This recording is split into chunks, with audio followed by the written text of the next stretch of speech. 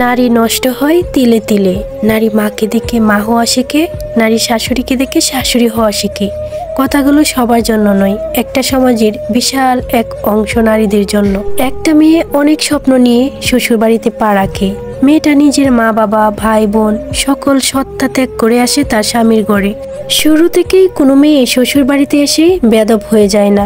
স্বামী সহ শ্বশুরবাড়ির সবার কাছ থেকে এতটুকু চাওয়া থাকে যেন সবাই তাকে একটু আদরে গলায় কথা বলে, তার ছোট ছোট চেষ্টাগুলোকে একটু অ্যাপ্রিসিয়েট করে। আর এই আশায় সে নিজেকে উজাড় করে সকলের জন্য খাবার বানায়, ঘর সাজায়, উৎসব পার্বণে নিজের পরিবার ছেড়ে তাদের সাথে সময় কাটায়। একটা সময় তাদেরকে বংশধর দিতে নিজের জীবনের বাজি রাখতে হয়।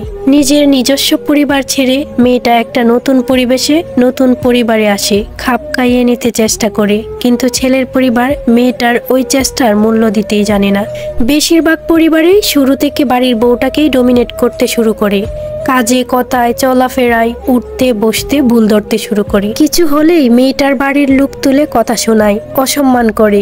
একদিন, 2 দিন, 3 দিন মেয়েটা ভাবে হয়তো তারই ভুল, কিন্তু ধীরে ধীরে মেয়েটাও বুঝে যায় আসলে তার ভুল থাকুক বা না থাকুক, তাকে দাবিয়ে রাখার এটা একটা কৌশল মাত্র। একটা সময় এই কৌশলটা মেয়েটাও শিখে যায়। সে তার সকল চেষ্টা শেষ করে দেয়, শুরু করে দেয় প্রতিদ্বন্দ্বিতা। নীরবে আর কতই সহ করবে, শুরু করে প্রতি উত্তর।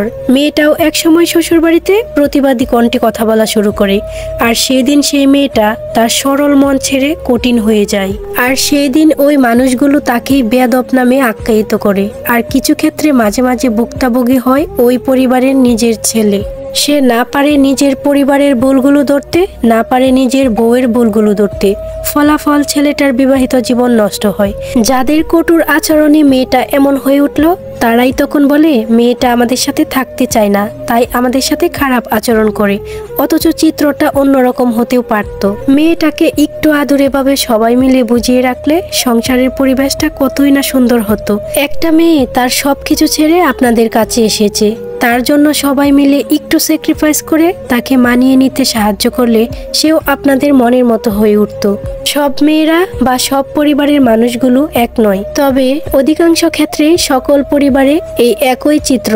কথাগুলো শুধুমাত্র ভুক্তভোগীদের জন্য। সমাজের কিছু মানুষ তাদের কথার মাধ্যমে, নিয়মের মাধ্যমে, তাদের প্রতিদ্বন্দ্বিতার মাধ্যমে এভাবে বিবাহ নামক জীবনটাকে বিষিয়ে তোলে। একটা পরিবারকে দেখে আর 10টা পরিবার শিখে, অথচ মানুষ বুঝতেই চায় না জীবনটা কয়দিনের। এত সুন্দর একটা জীবনকে এইভাবে কেন নষ্ট করে মানুষ? সুন্দর একটা সম্পর্কের মাধ্যমেও কিন্তু ইতি আনা যায়। ভিডিওটা ভালো লাগলে লাইক কমেন্ট শেয়ার করে পাশে থাকবেন। আবারও দেখা হবে আপনাদের সাথে নতুন কোনো ভিডিও নিয়ে। ওকে, আল্লাহ হাফেজ।